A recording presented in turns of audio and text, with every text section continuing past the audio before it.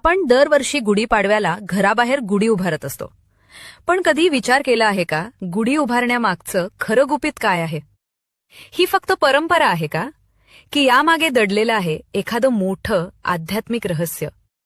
आज आपण जाणून घेणार आहोत गुढीचं खरं महत्त्व. 1. विजयाचं प्रतीक.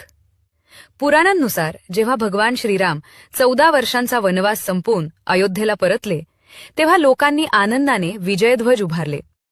तोच विजयध्वज म्हणजे आजची गुढी. गुढी म्हणजे वाईटावर चांगल्याचा विजय, अंधारावर प्रकाशाचा विजय, नकारात्मकतेवर सकारात्मकतेचा विजय. 2. ब्रह्मध्वज. सृष्टीच्या सुरुवातीचं प्रतीक. गुढीला ब्रह्मध्वज असंही म्हटलं जातं. मान्यता अशी आहे की याच दिवशी ब्रह्मदेवांनी सृष्टीची निर्मिती सुरू केली. म्हणूनच गुढीपाडवा हा हिंदू नववर्षाचा पहिला दिवस मानला जातो. ही गुढी म्हणजे नवीन सुरुवातीचं प्रतीक आहे. 3. नकारात्मक शक्तींपासून संरक्षण. पूर्वी लोकांचा विश्वास होता की घराच्या प्रवेशद्वारावर गुढी उभारल्याने वाईट शक्ती घरात प्रवेश करत नाहीत. गुढीवरील कडुलिंब, साखरेच्या गाठी आणि फुलं यांच्या मागेही आरोग्य आणि सकारात्मक ऊर्जेचं शास्त्र दडलं आहे.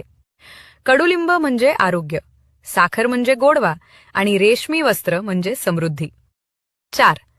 खऱ्या अर्थाने गुढी म्हणजे काय? मित्रांनो, गुढी फक्त बाहेर उभी करण्यासाठी नसते. खरी गुढी आपण आपल्या मनात उभारायची असते. मनातील राग, मत्सर, अहंकार यावर विजय मिळवणे हीच खरी गुढी. नवीन वर्षाची सुरुवात नवीन विचारांनी, नवीन ऊर्जेने आणि सकारात्मकतेने करणे हेच गुढी उभारण्यामागचं खरं गुपित आहे.